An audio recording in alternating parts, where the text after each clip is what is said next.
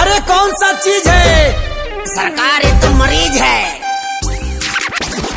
अरे लेकिन तो बहुत नरम है। ना हजूर तो कर देखिए बहुत गर्म है। पास आओ, मुंह में ले लो थर्मामीटर। डरो मत बची। ओ लो लो लो लो लो लो लो।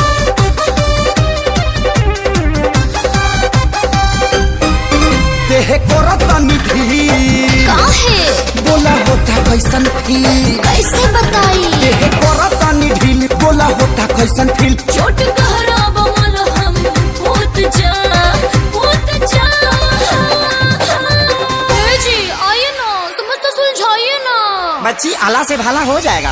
आवा ना लौटी जा, आवा ना लौटी जा, आवा ना लौटी के तू लहे लहे भूत जा। आवा ना लौटी जा, आवा ना लौटी जा, आवा ना लौटी के तू लहे लहे भूत जा।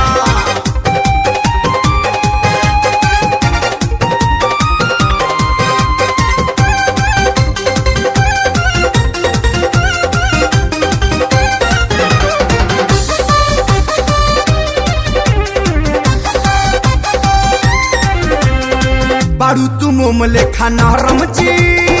देखी ना देह बटे गरम जी। छुआला पते है लागे हीटर जी। चार लागे कमर के भीतर जी।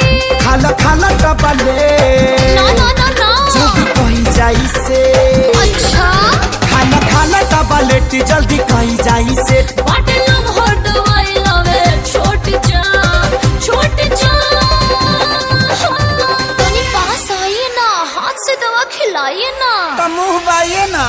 आवा ना लौट जा, आवा ना लौट जा, आवा ना लौट के तू लहे लहे भूत जा।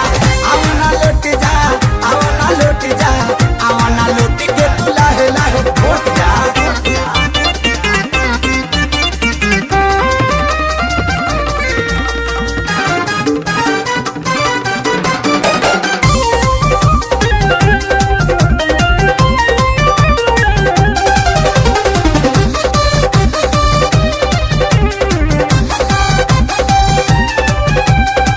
आवा लगा दी इंजेक्शन हो। ना ना ना कॉफी रिएक्शन हो।